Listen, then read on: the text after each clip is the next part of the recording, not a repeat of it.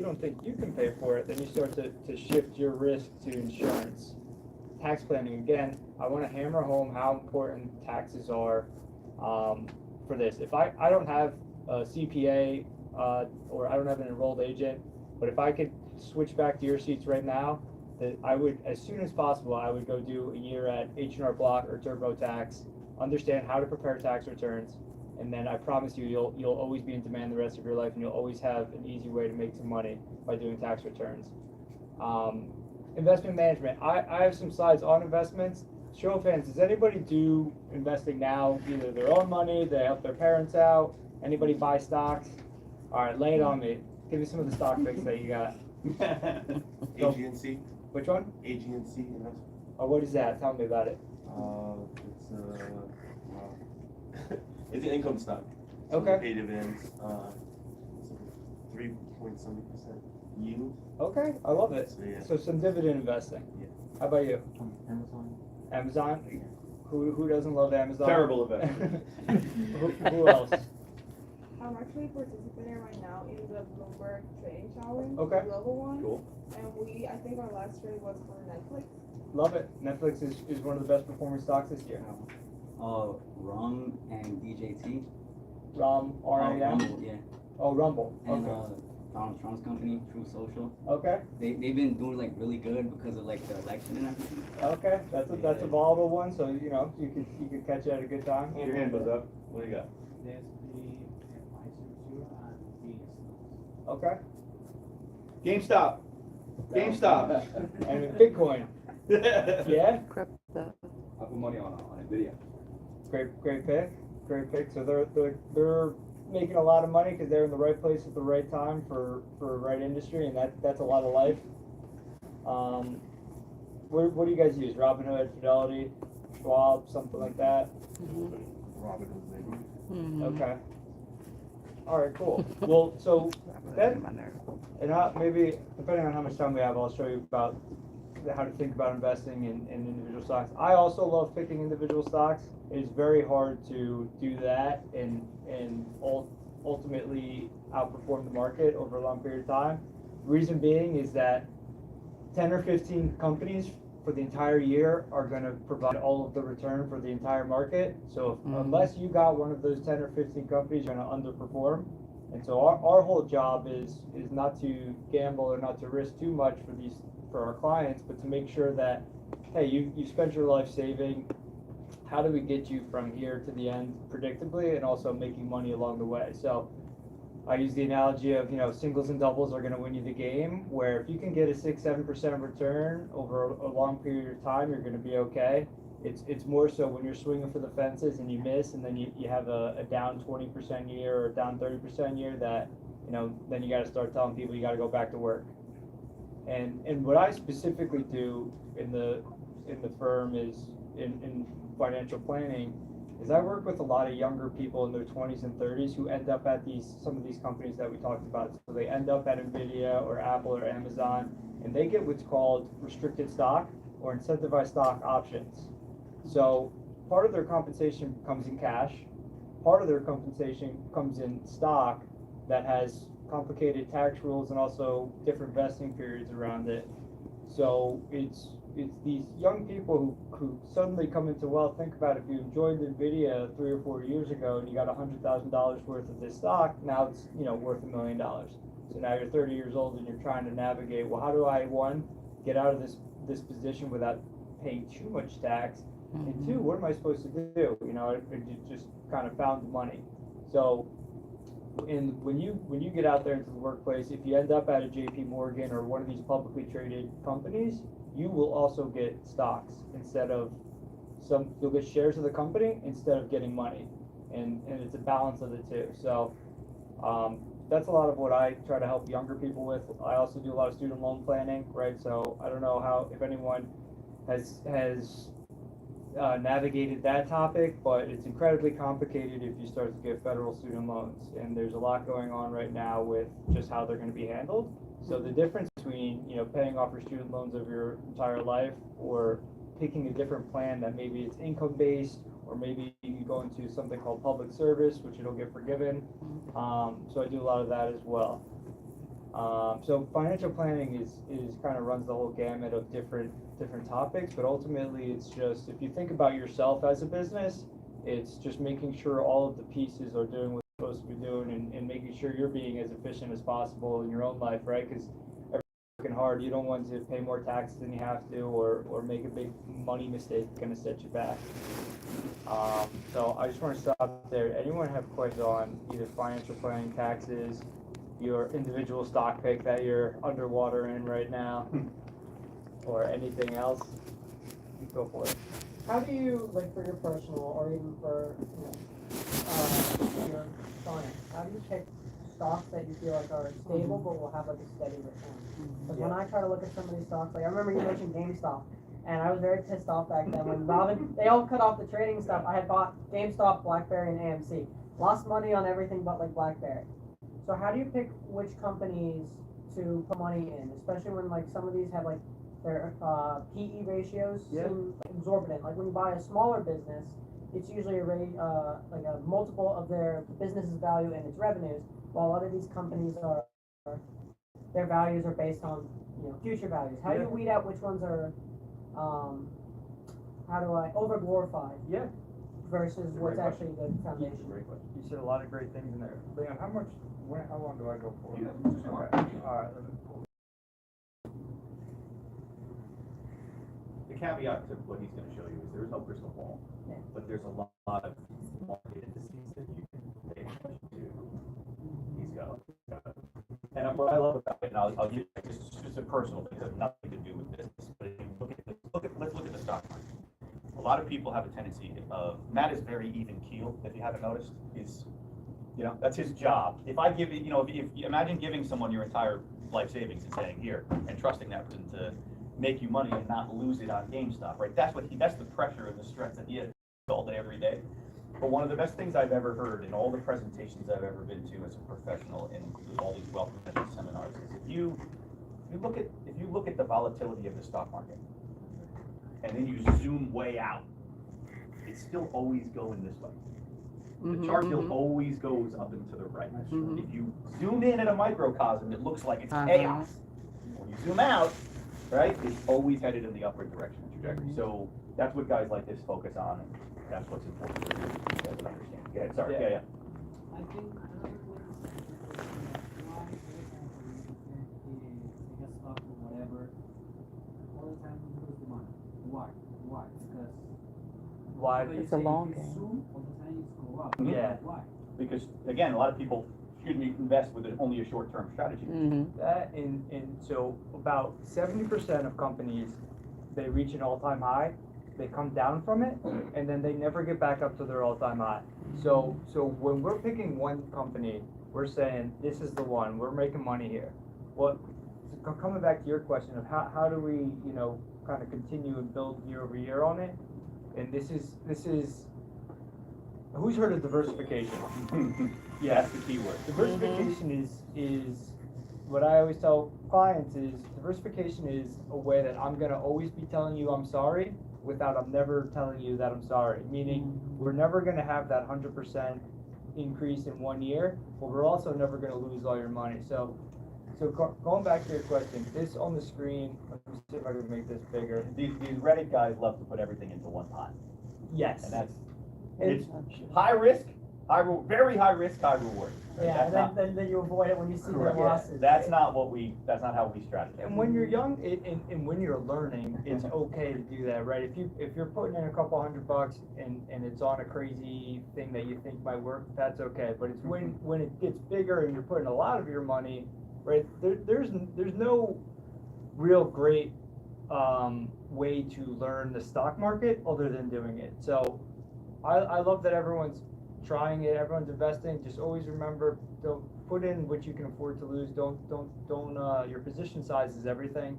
But just going back to your question, if you just invested in the total market, so everybody's heard of these total market funds, maybe Vanguard, VTI, ITOT from BlackRock's another one. You buy that one ETF, it gives you every single stock in the stock market.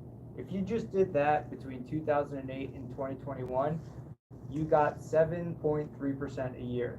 So 7.3% on $1,000 is incredibly disappointing. 7% on $1 million is $70,000. So you can live off of that. So the another huge takeaway from today is your savings rate, how much money you can save, is going to be more important than your investment return rate, meaning how much you're going to get on the market, right? So if you can put away a lot of money each year, you're going to be better off than if you spend all your time trying to figure out which stock is going to go up the most.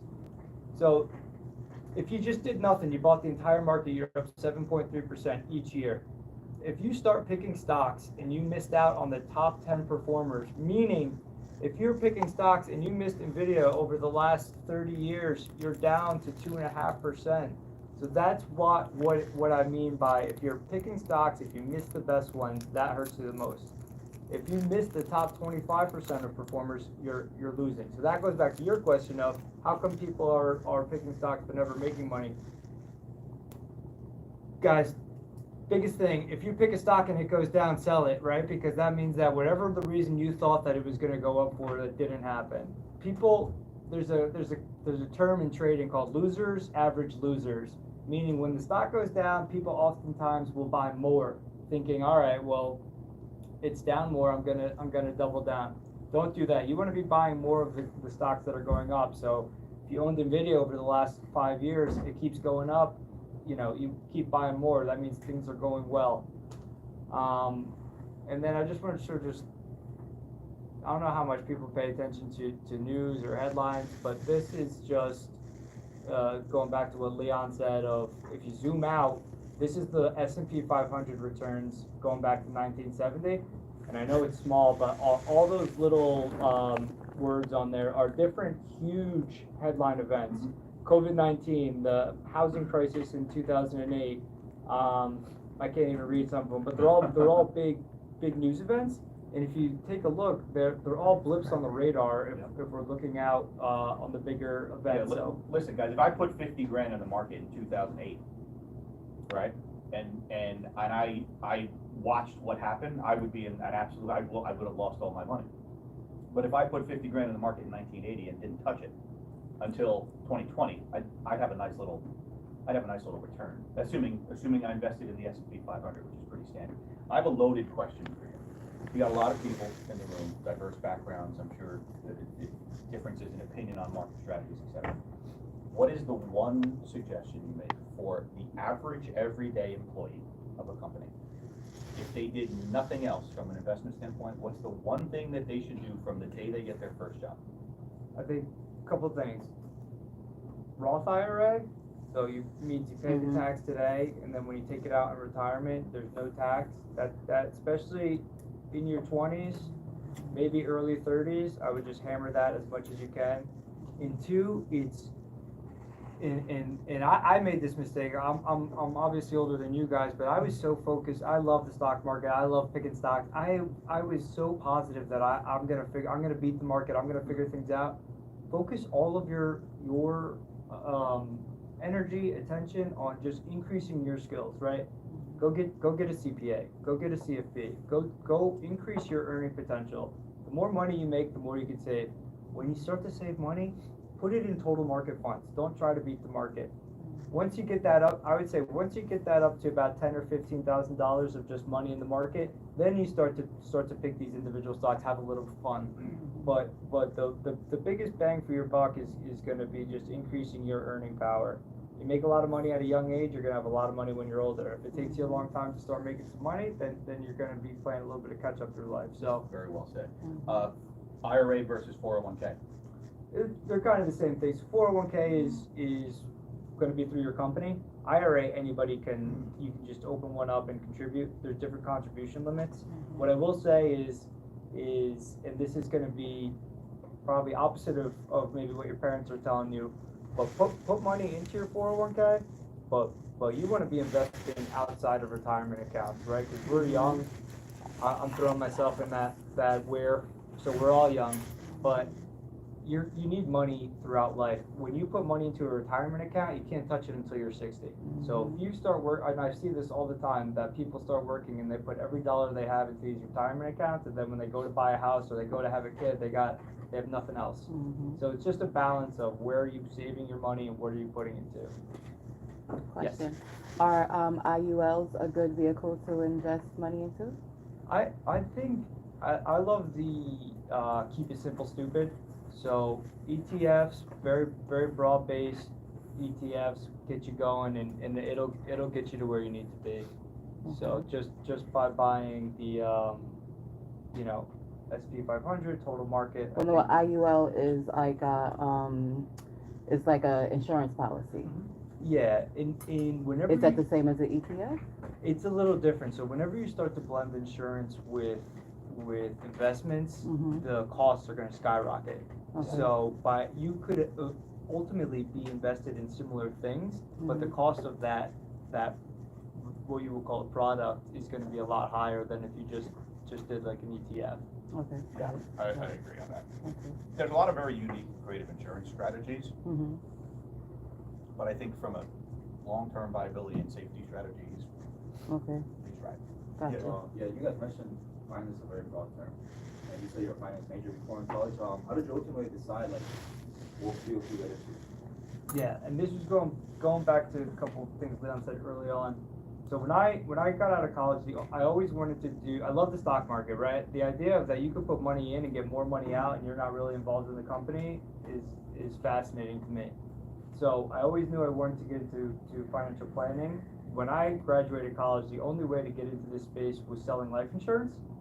And I'm not a good salesman, and Give yourself and I some don't credit. believe in life insurance as a product, so I didn't want to do that. So I actually started off in accounting right out of college as well. I did that for a couple years, and then I found this organization called NAPFA, NAPFA, and it's basically this group of advisors that instead of selling or charging clients commissions, you basically consult. So you give them advice, they pay you money for the advice, and that's it. So it's a much more ethical way to do it because I'm not getting paid to put you in a product. So that's what we are here to do. It's called fee only. So if anybody's interested in financial advising, it's a lot easier to get clients and keep clients when you're doing what's right by them instead of selling commissions. Yeah, we are a NAPA fee for service shop. Yes, sir. So these types of people will give almost when you advise, almost very simply you advise the client to do the phone. It depends on your situation, right? But I would say always the company's gonna give you a match, right? So if you put in 5%, they're gonna give you 3%. If you don't put in 5%, they're not gonna give you anything. So always go up to the match, and then after that, you gotta start to look at your situation where it's, maybe you have some sort of debt, whether it's car loan, student loan, a mortgage, maybe you have other things going on. But I will say this, the more you can put away early in life, the better off you'll be. I don't have a chart, or I can see if I can find it, but I show this chart that if you just save money between the ages of 25 and 35, you'll have more money than if you started saving at 35 and went all the way to 65. So in the 10 years that you'll save being younger, you'll have more than if you saved for 30 years, but you just waited longer to start.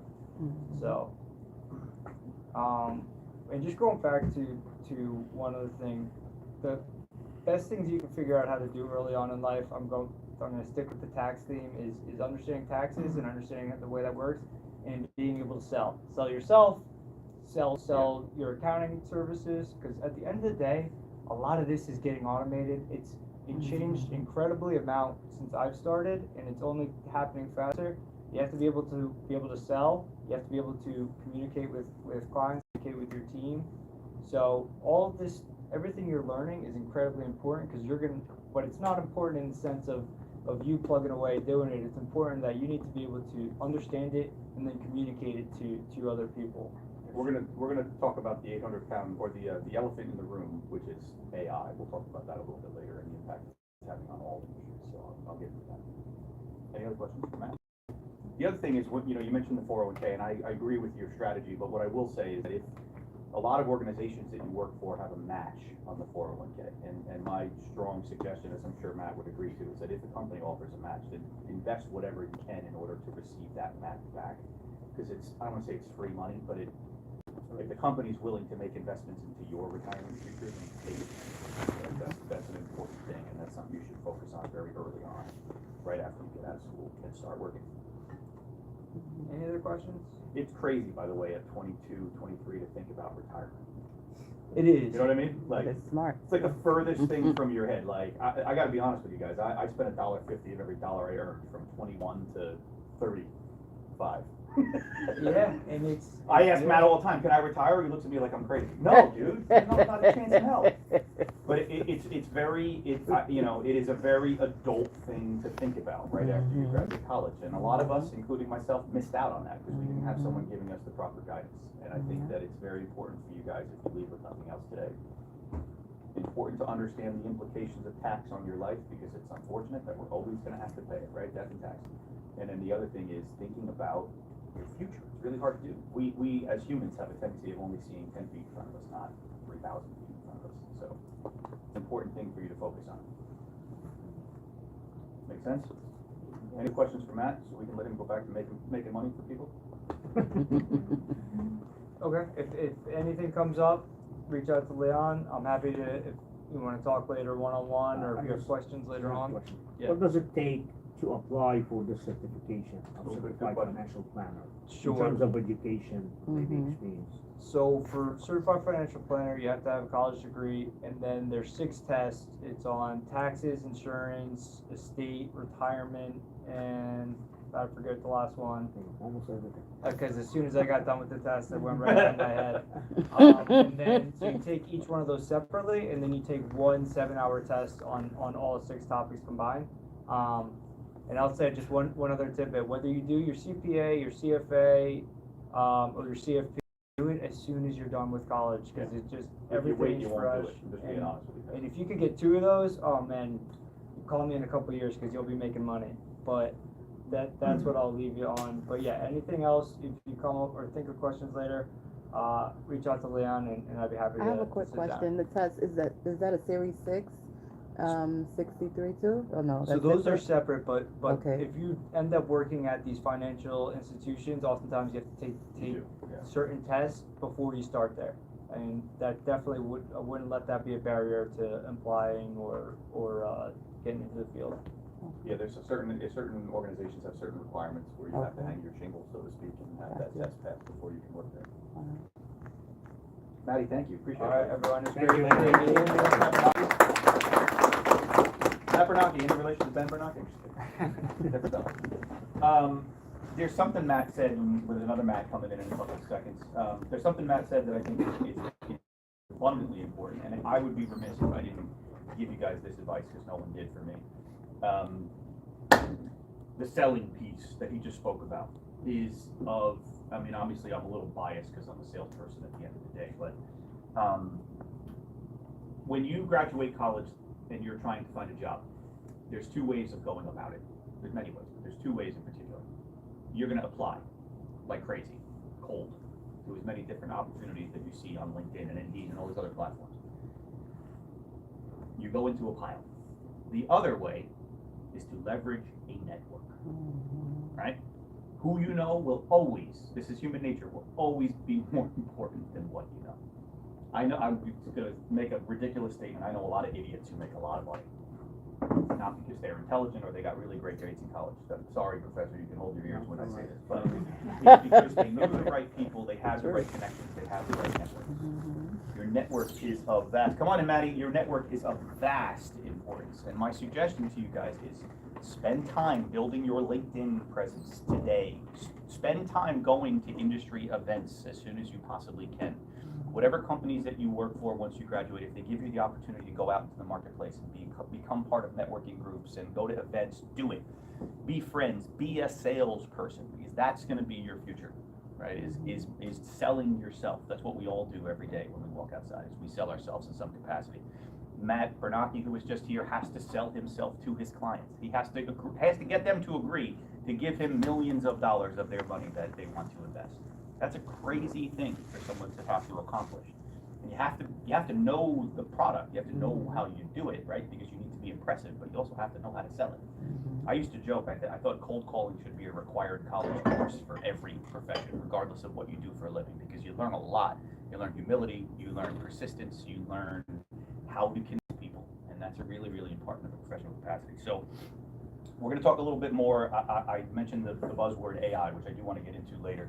But let me introduce the handsome and strapping young gentleman sitting next to me. And there's also a trend you're going to notice here this morning. You're going to notice a trend. There is a historical perception of a CPA, what that person looks like. And if you've noticed so far, your wealth advisor, your partner here at the firm who's sitting next to me, and a tax professional, these are young people. Right? The other thing about Saks that I forgot to mention to you guys earlier is that there is an industry standard when it comes to accountants. Saks is breaking the mold. We are a very young firm by design. Part of that shift that we made from being a traditional compliance shop towards advisory and consulting is a young man's game, so to speak, young men and women's game. And the reality is as we push forward, it is going to take the creativity and the energy and effort of a lot more young professionals than we've ever had. So the stereotypical 70-year-old accountant with the glasses and the pocket protector and the green hat is yesterday's news. This is what an accountant looks like today. I'm just ladies and gentlemen, Mr. Matthew Giordano. Who do we got here? So these are the college students from Essex. This is Essex. I apologize, but we entertain a lot of schools. Matt is a tax professional and a partner at the firm. So Matt's been a partner for about a year now, almost January a year. 1st. Yep. Matt, these are accounting and finance majors in school.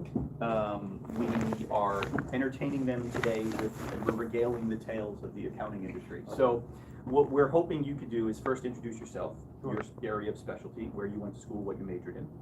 Talk a little bit about what a day in the life looks like of a tax professional. Sugarcoat it, please. Don't tell them, because we don't want to scare them away. We want them to want to do this for a living. And if I want you guys to fire questions at him, if that's okay with you. Of course, yeah, and just kind of, they haven't embarked on their careers yet.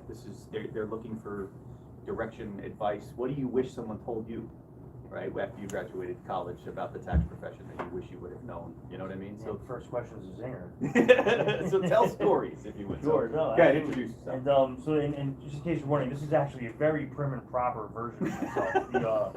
The firm has allowed me throughout the years to grow my hair out to donate it. So there's been stints of my career here where Leon's seen me, where my hair has been more than halfway down my back. And not a lot of accounting firms, or that's like if somebody walking around with hair halfway down the back. Well, it's a great place for sure. So first, just welcome to Saks, and congratulations for picking what I think are two great majors in accounting and finance. I'll give you a little. Sorry, we had a student that was stuck down. Join there. email, you said, right? Yes. I texted her, called her, but there's no response. Can you ask her where she is at? Yeah, and Kathy can help too up front. She can help direct traffic, so to speak. Right, this is the third floor. Sorry, Matt. No worries. So Don't forget. yeah, I'll just kind Hey, of Joey give says. a little bit of my backstory. What's up, man? Yes. So I went to college in Jersey City at St. Pete. Now it's called St. Peter's University. It used to be St. Peter's College, and I started out as an education major because I wanted summers off. Right? Oh, this is great. Just to kind of continue that dream. Wow, what a pivot you made, huh? Yeah. So and but then what I realized is like every Still teacher. get summers. Really? That part. And what I realized is every teacher I knew was like, working their tail off all summer trying to like make extra money to like make ends meet. Because a lot of school districts, they actually don't pay you over the summer. They don't spread your income over the 12 months. They just pay you during the school year, and then you're not getting paid during the summer when you're not working. So I was just like, all right, well maybe something else. So then I switched to psychology because I really had no idea what I wanted to be when I grew up.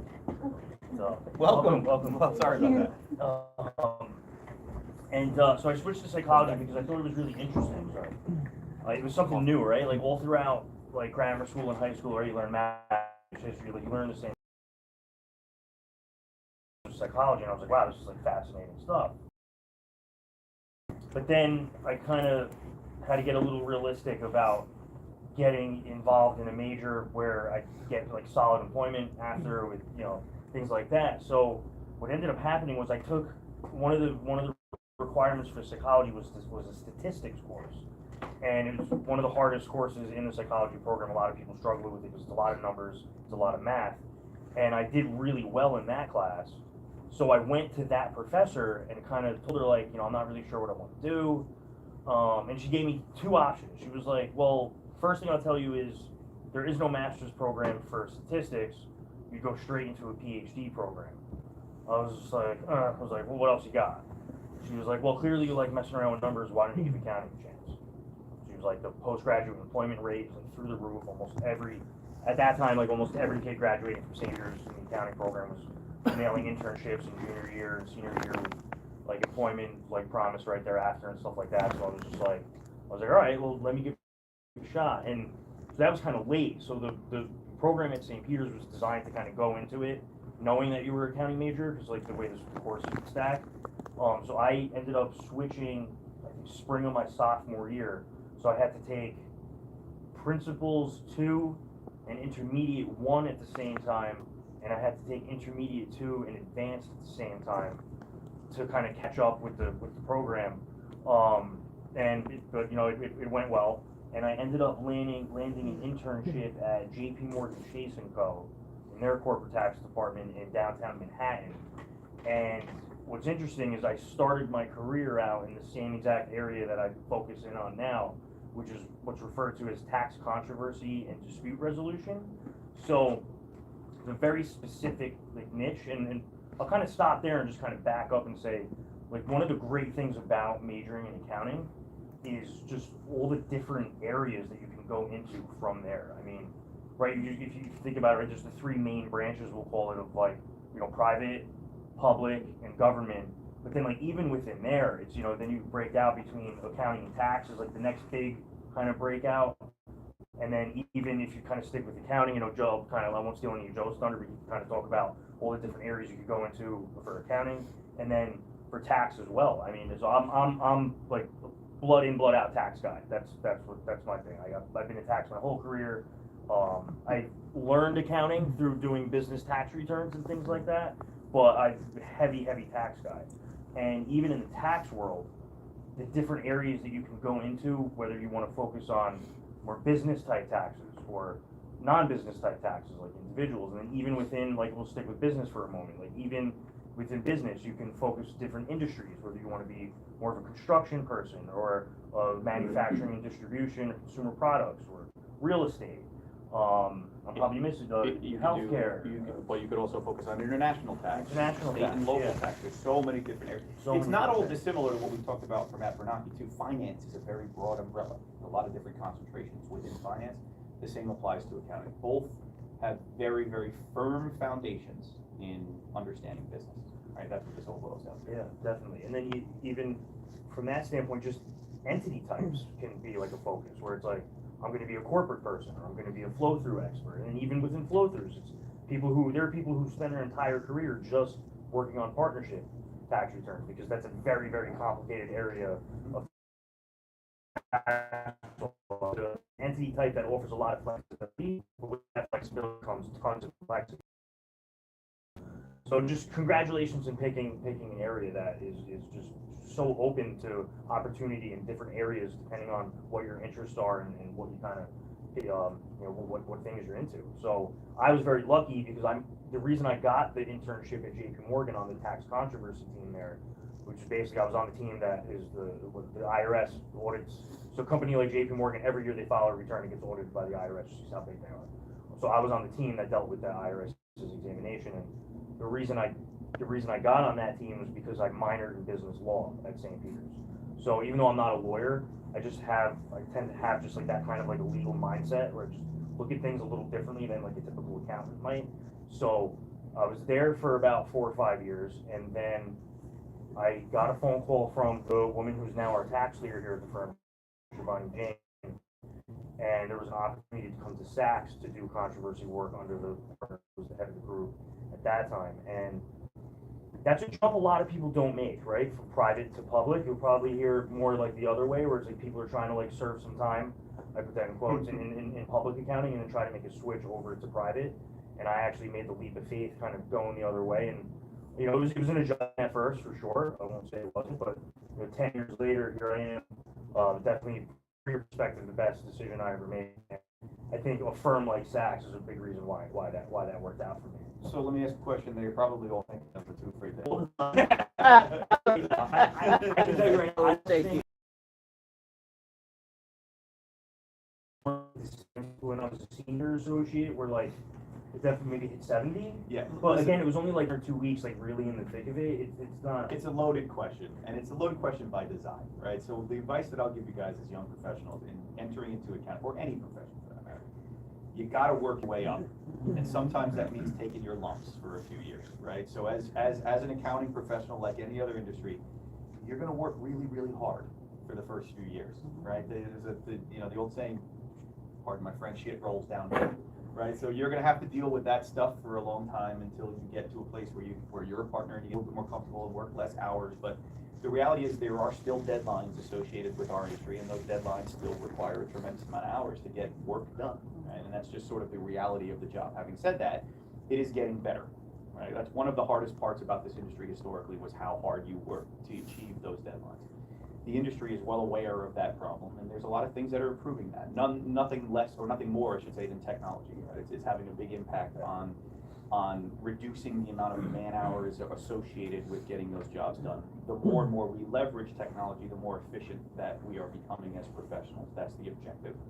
You know, and the hope is in the future that it'll get even better. So things are certainly trending in the right direction in that regard. But a lot of firms are more flexible with regards to how they are enforcing those hours to be put in play, as far as attendance, right, in the office and your ability to work remote. We'll get into that a little bit later.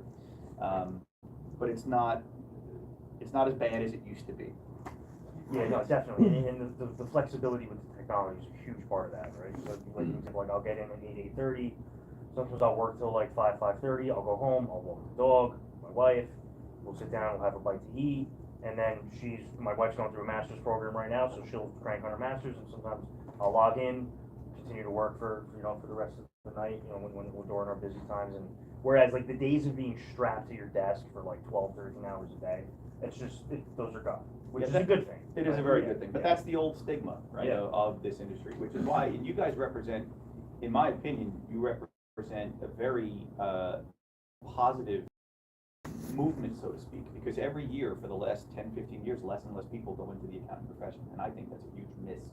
So you guys are doing something right compared to the rest of the marketplace. There are people that are afraid of a little hard work and are afraid of what that means to them, and I think that you, again, the opportunity that's in front of you guys is tremendous, because if we look at our firm in particular, the industry in general is having a hard time hiring young accounting professionals. It's just very, very difficult. So in your favor, what that means is that the accounting professionals that are out there are more expensive than they ever were before, right? And we are more keen to develop that talent as quickly as we possibly can. So we're spending a countless amount of money and hours on leveling up the resources that we have as quickly as we can. So as a young accounting professional entering the game, you could be damn sure that whatever firm you work at, they're going to invest in your future, and they want you to get better. They want you to learn, because you represent a smaller pool of resources than we've ever seen before. So I think that's a really good thing. Yeah, definitely. Ian, can I? Yeah, please.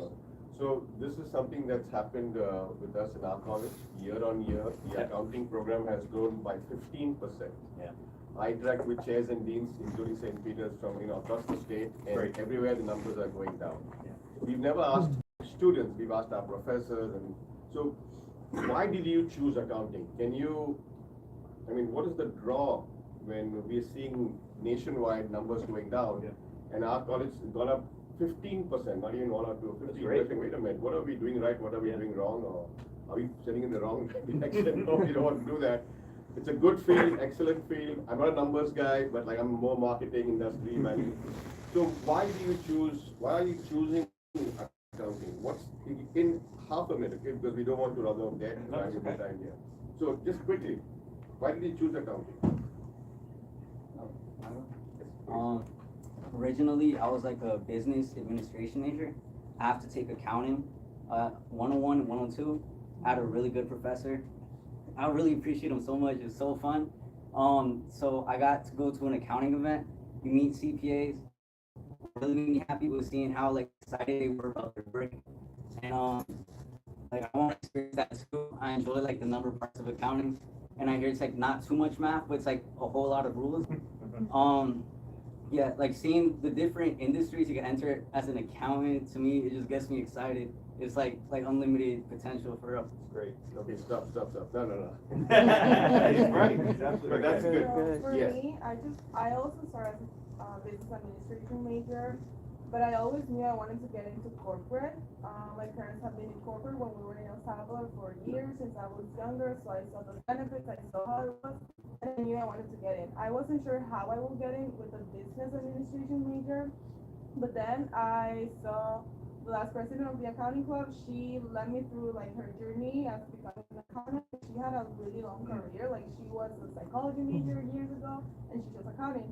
And then I also took my first class just to see how it was, because obviously you hear a lot of things. A lot of people are scared to take it. They think it's too hard. But I took the first class. I loved it. And I started to do my research, and I liked the opportunities. I also started to grow my network, like you mentioned, and all the people that I talked to are very like happy with what they have. I think it's profitable, which is what I'm looking for. So those are the factors that let me. That's great. I love it. So think about 3 for 3 right now. That it's all people who didn't go into accounting straight into college. They started off with something else and then ended up shifting to it. So it's interesting. Sorry, he's an accounting tutor, so why did you choose accounting? Yeah, so I was just saying maybe going accounting, but as my friend say, like, I just went with this professor and she just made me love accounting. I think it's a good opportunity. I mean, I'm better with numbers, so I just go with numbers. Yeah. Yeah. And I see, like, how many people I say, like, don't go to accounting, it's hard, like, and you see, like, the stereotype, like, they're like quiet, it's boring, like, don't go there. And then when I'm doing, like, I'm enjoying doing the taxes, and then you see how the company is growing, like, how, as accountants, it's really, like, our job to make the company keep growing. Because if they don't have those numbers, or we don't do the financial statements, how are they gonna figure out if the team is going good, or with the, like, it's profitable for them, so. Great, I love it. Yeah. So one first for me, I'm sorry I was a business major, but as I said, I like to play one with numbers.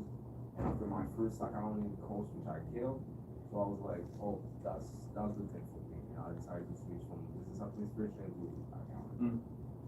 I think that's great. All relevant and great stories, and the reality is you're. I mean, I'm not here to steer you in one direction or another. My background is very different, right? I'm opposite. I did not come up through the accounting industry. I was an advertising and tech guy for most of my life in my career. But there is so much opportunity, right? And the way we look at this is that when you look at the term, right, and I think that, you know, which is that first call for every service, not just traditional compliance work, is what means that your future as an accountant isn't just about the numbers. I think that's a very important thing, and those people that have a affinity towards the numbers is a wonderful thing, but the reality is that's the start of a much more robust career path than it ever used to be before, right? These guys face things that they never thought they would face in their careers as accountants now, because of the evolution of the industry and because of what our clients ultimately need from us now. The clients ask them questions sometimes where they're like, where the hell did that come from, right? But it's like, I have to have an answer for that now. Or at the very least, I have to be able to bring the right resource to bear to get an answer for that question. And, you know, that really is that's the change. You are at the precipice of a career that will turn you into a business advisor at the end of the day. And that's extremely important. So the other piece of advice I'll give you, all of those steps are going to round you out as an accounting professional or as a, and these guys can, you know, elaborate a little bit more on that. But like, I always ask, what does a day of life look like, right? But like, you're spending a lot of time behind a computer, on the phone with clients, right? Like business behind a computer. My cousin's a mechanic. He says he spends half the time on the computer figuring out how to fix the car, the other half fixing the car. Right. So give me an example, right? Of like what is it?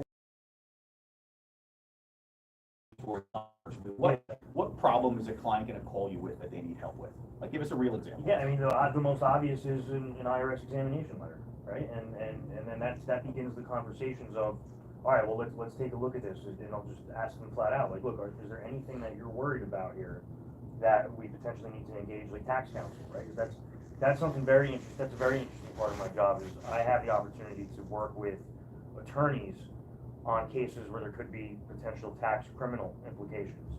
And so accountants don't have, the way we structure it is, I will engage by the attorney to do the work for the taxpayer, so that the work that I'm doing for the taxpayer is protected under attorney-client privilege. We call the Covell arrangement. The Covell name comes from a case from years ago. That's not important, but that's very, very interesting work, because there's a lot at stake. I've been in rooms where taxpayers are crying because they think they might go to jail or just lose their whole business or things like that. And I work with the attorneys and with the Internal Revenue Service, the revenue agents, to just try to avoid the case being referred to criminal investigation. So think about that, right? Like yeah. Matt's, I love how they're calling you Matty too. It's great, yeah. So think about it. Matt's sitting down at his phone one day, he's at the office one day, he gets a call, right? And it's like, holy shit, somebody's calling me saying that this client got a nasty gram from the IRS where they owe $2 million, I don't know, some ridiculous figure, right? He's got to spring into action now, right? And he's got to really understand, like, I don't want to say forensics, but you really have to start digging in and understanding the big picture so that he can help this client to either not go to jail, right, or find some resolution through some passive means or otherwise, right? Like that's a pretty crazy scenario for him, and that happens pretty often. And if you ask 19-year-old Matty G if like that's what I would be doing at age 35, I would have laughed, because my original plan was I was gonna, okay, let me do this accounting thing. I'll learn accounting, I'll learn business. I'll make some money afterwards, and then like start my own business or something. That was like my original plan. But then I got into the industry, and I just loved tax and what it had to offer, and so I stuck with it. And so that's how I ended up kind of where I'm at today. But yeah, that's like the most extreme example of kind of what I do. I may have gone through 100, but not every day is me getting phone calls about somebody worried that they're going to jail. That's obviously the most interesting type of work. Well, it's a lot of dealing with notices and things like that. Like sometimes taxpayers get a notice that they owe a bunch of money, and it's not anything criminal. It's just like a payment got misapplied to a wrong period, and I need to call up and hunt down that payment and figure out where it went, and then put requests to get the money moved around and things like that. So that's kind of the more on the simpler side. And then in between a very simple thing like that and the more complicated criminal things, there's just a whole gamut of regular examinations, sales and use tax examinations. Like as Leon was saying, even the taxes, you can focus on federal or you can focus on SALT. SALT is state and local tax. So if you hear that SALT term get thrown around, that's what that stands for. And state and local tax that's an area I would recommend getting involved in, because there's very few people end up heading in that direction, and it can be a very lucrative career if you do end up focusing. And it's more important. Audit is brutal. Sales and use tax audit. It's very important too, because as business changes, right? We now have, so, you know, especially COVID kind of put this on steroids, but right, if you had a local business during COVID, some of those local businesses started to sell product and services all over the country because the opportunities exploded, and there are massive tax implications, right, to that, and they don't really understand that, right, because the technology's made it really easy for me to set up an online link, and now I can sell product everywhere. I can sell product all over the country. Maybe I'm a local distributor of cell phone stands, right? And I'm in Jersey, and I used to sell my stuff locally. And then during COVID, I'm like, I'm going to set up a website, and I sell it now all over the country. Now, I have implications of all the states that I'm selling these products into. So like, all of that change, it's getting more aggressive. So at this point, there's a lot of focus there right now. And it's funny, a client I had from. I know you have a question. I'm sorry. Yeah, real quick. A client I had from New Zealand actually like explained, like they said it the best. It made me laugh, because they're New Zealand, if they had U.S. entities that they were filing in, and they had the different states they were filing in, and they kind of said, they're like, the U.S. system is so strange.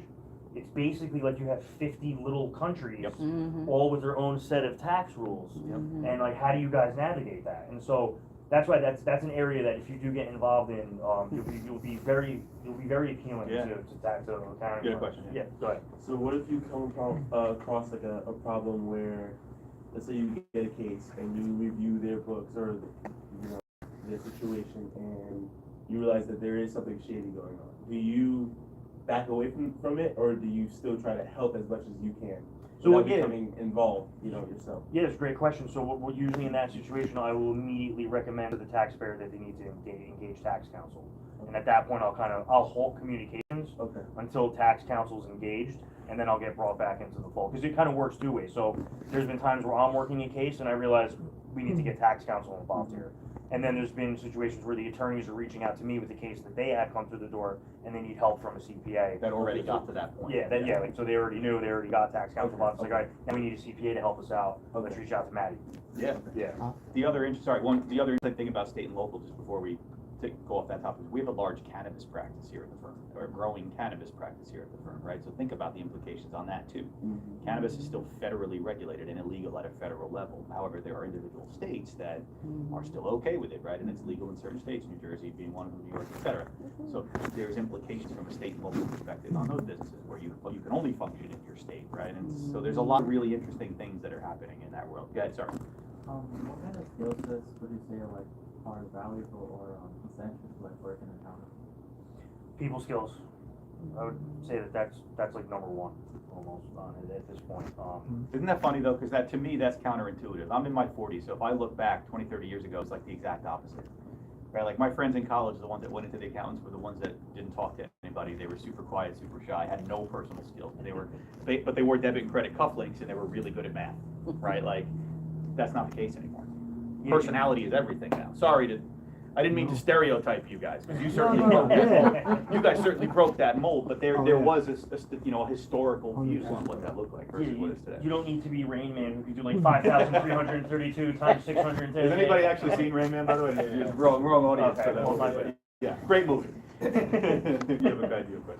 It's a question about taxation, right? Sure. What's the duration of the tax season, and when it's not the tax season, what is it that you do? Sure. So I would say there's a deadline every month now, isn't there? Yeah. Well, so I'm busy all year round because of controversy work, but I'll focus my answer on more compliance oriented, dealing with tax returns and tax season and the March deadlines and the April deadlines and then the extension deadline. So for tax, I would say it's typically February, March, and then half of April.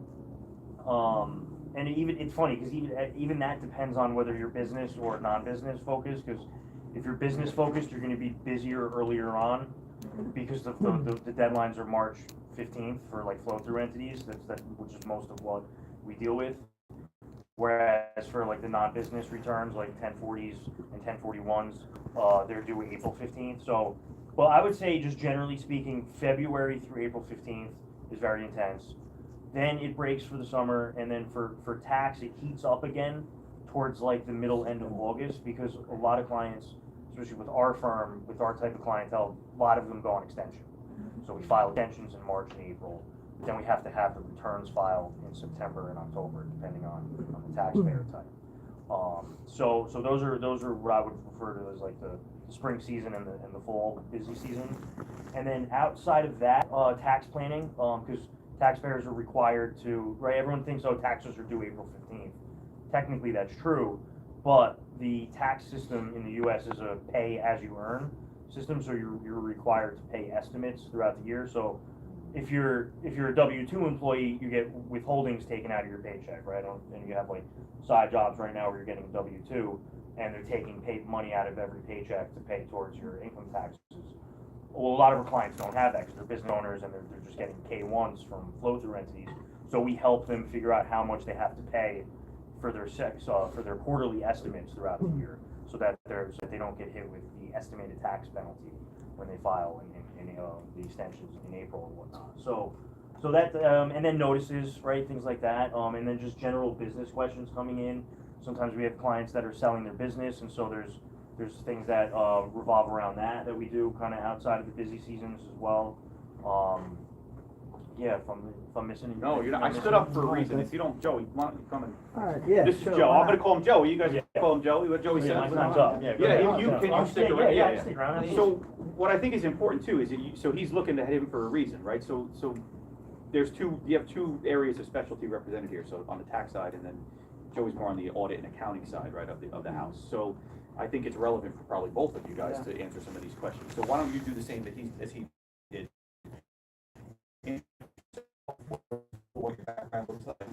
how you got into the game, and then give them a same thing, day in the life, Yeah. right? Like, how is it different from what you do? So when you're thinking about questions for both these guys, so he represents the other side, the audit side of the house. So, go ahead, take it away. I use the restroom. No, no problem. All right, so Sorry. yeah, Thanks. like I said, my name is Joe Savarino. I've been here Bronx boy. years. Bronx I am boy. a Bronx boy. Not anymore. Now I'm here in I'm up in Morris now. But so yeah, so I started right out of school. I came to Saks. I went to Caldwell University where I played baseball there for 4 years, and then I got my master's at Iona College at the time. Now Iona University. Going into this, I had no idea what I wanted to do. I didn't know what accounting was, and it's so nice to see like you guys get this opportunity to really know like what it actually means to do accounting or to do tax or to have that broad understanding of what we do on a day-to-day basis, because I had no idea what I wanted to do. I just said I wanted to be an accounting major. I heard you can get a job. That was the first thing I heard. I said it'd be easier to get a job in accounting because everyone needs an accountant. When we're the market's going up, the market's going down, they still need to file their taxes, they still need to do this, that, and the other thing. So I always assumed that I'll be able to get a job quickly. So that was my reasoning to going in. But as I started coming here, I remember I interviewed, I guess 8 years ago, and the one thing that I really wanted to make sure I could do is to grow, to move up, and to always learn more and to get opportunities to really advance in the company and really get the opportunity to one day be making decisions for the firm and to really go through that. And Matt's another great example. We've been here, and he's been here 10 years? 10 years, yeah. 10 years, 8 years, and we've been advancing in the company very quickly. And the great thing about Saks and the great thing about accounting in general, usually, especially in public accounting, is that you have the opportunity to grow and to advance and to get promoted and to get that opportunity to really excel in a certain area. So a little bit about my background as far as accounting and auditing. Basically, I'm on the assurance side. So I am in charge of issuing financial statements, so audits, are the biggest thing.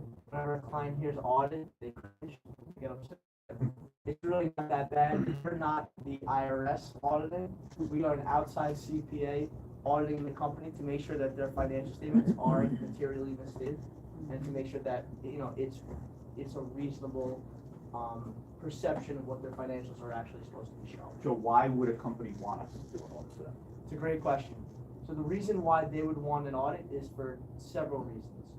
Our most common reasons for our clients, which are all privately owned businesses, so it's not, they're not publicly traded. Yeah, we don't do SEC stuff or anything like that. So the reason why our clients need audits are the number one reason is for financing, for banking. So if the client wants a line or a mortgage or anything else, they need to have some sort of proof that their businesses are in good standing and can support the loan that they're about to receive. So that's probably the number one reason. The number two reason, and this is specifically to my clientele, because in our industry, we have, in our company, we have many different industries that we work with. And me specifically, I am focused 100% on construction. I grew up, my dad was a contractor. I know how to speak to them, so that's kind of my way of going in. And I gotta tell you, auditing contractors, dealing with fucking financial statement stuff, it's awesome because they ask you a million questions. Some of them, they don't want to be bothered, so like I go in, I gotta smooth talk them, say, no, we gotta do this and this so you can get this. It's a great conversation to have. It's never a dull day in my life. But, and then there's like real estate, not-for-profit, all different types of areas.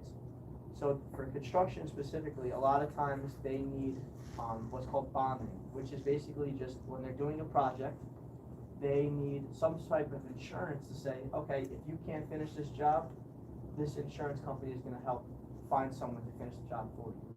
So a lot of projects have that as a requirement.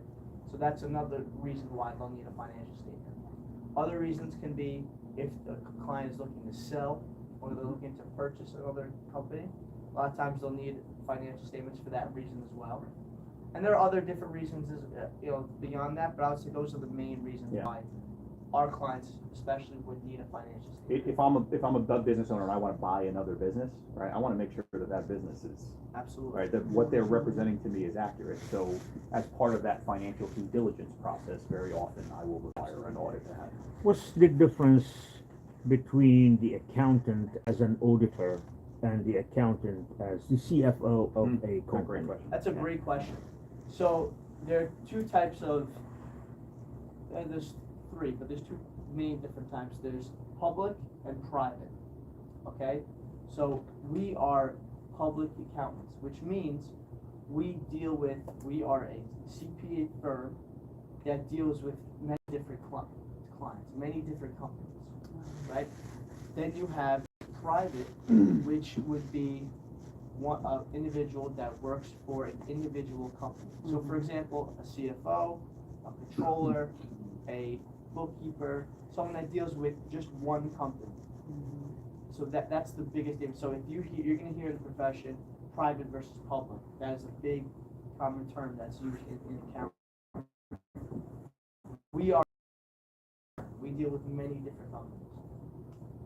So, and if I can dive a little bit deeper on that, right? So to elaborate a little bit more on your question, the private accountant is more focused on managing and maintaining good books for the company, right? To make sure that their internal financials are accurate and efficient, and they're paying their employees on time, and they're paying what they're supposed to pay in taxes, and ultimately prepping all of their financials, all their information, all the documents that they're going to need to send out for tax purposes, et cetera, to the public.